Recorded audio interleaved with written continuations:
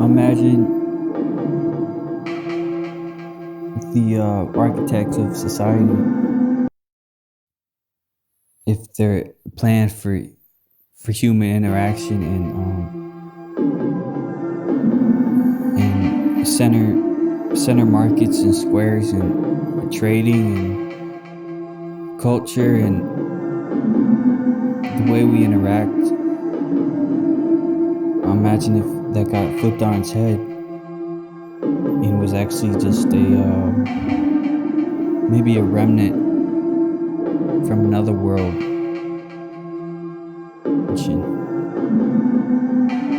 And in fact, that was never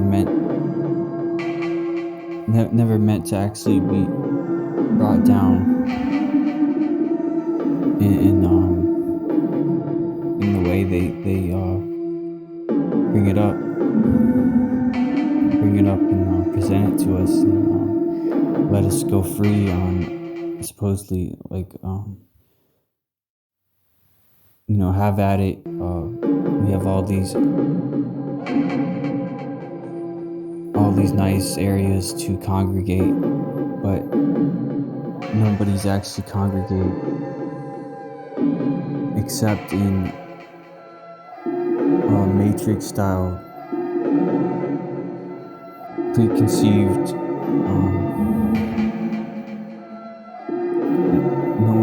No one's getting together naturally on some spreading good vibes and stuff. There's always going to be a concert or an external thing that someone concept that someone wants to present to you, like in the form of entertainment.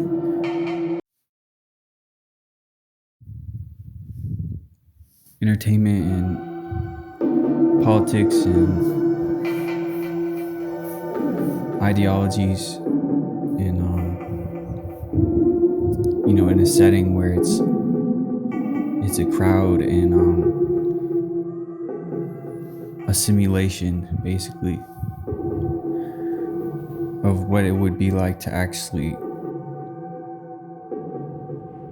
have a natural status quo of a natural gathering, or human, how we do in how we remember we used to do. I guess what I'm saying is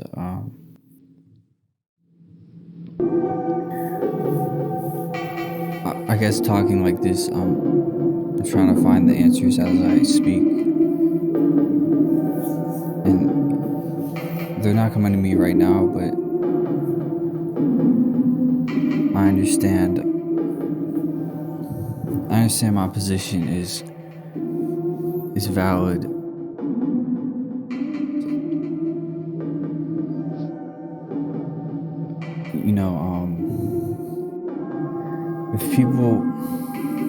If people make an impression, it's usually because they go against this barrier between everyone, and they seem to break that, and it's known as charisma or something, and it makes an impression on the average person that desires to live how they how they feel they should, but can't because whatever reason. Probably the fact that you're shunned for being yourself, and all the self-esteem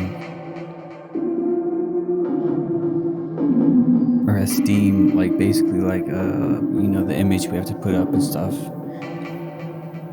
If people were truly themselves, I think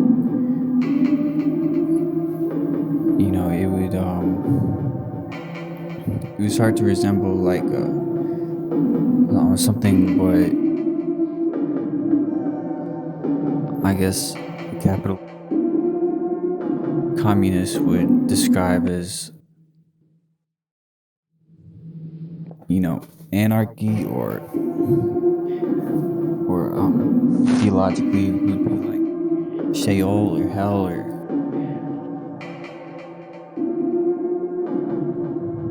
and because it would just be a lot of chaos.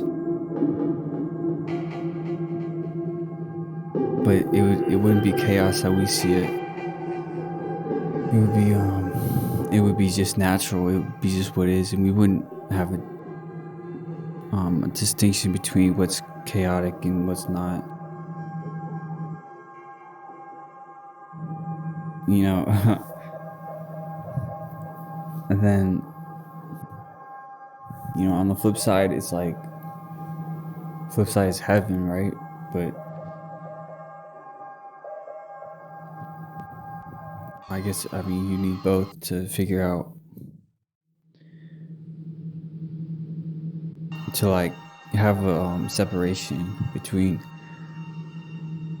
reality and the spirit, is soul, and then that's where knowledge comes in. So it's like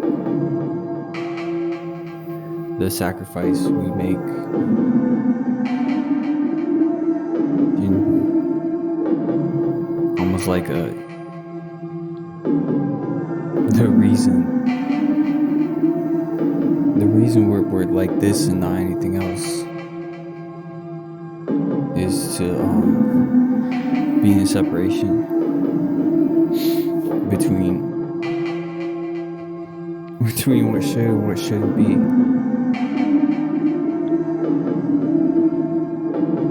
And so, yeah, a lot of great minds,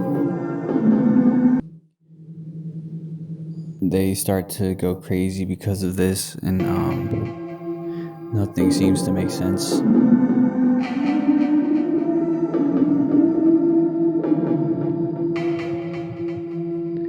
And then they form their own groups where they can be themselves, but there's always a missing element, and they create religion and philosophy to overcome that void that's left in being 90% true, but not all the way true.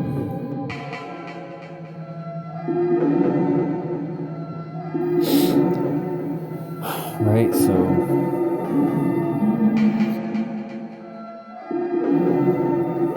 we talk about separation, like we talk about physicality, and the spirit is in another realm, and then the physical is in here. But if you take the physical away, then it would seem like that the architects of society could actually not necessarily, like, I mean, they would go through with their plan, like have everyone join up at the town center and communicate how they envision, because the economy's not really going well, because it's like you know, if anyone like buys land, but is buying land and they see it's a homeowners association with it, you know, a real person who's not a clone wouldn't want to go for that land, because they don't care about the fact that a neighborhood has like a pool and like a place to go eat and stuff with all the other neighbors, because that's not normal. I mean, because it's under like the homeowners association, and it seems like a matrix. So you can apply like that to basically the world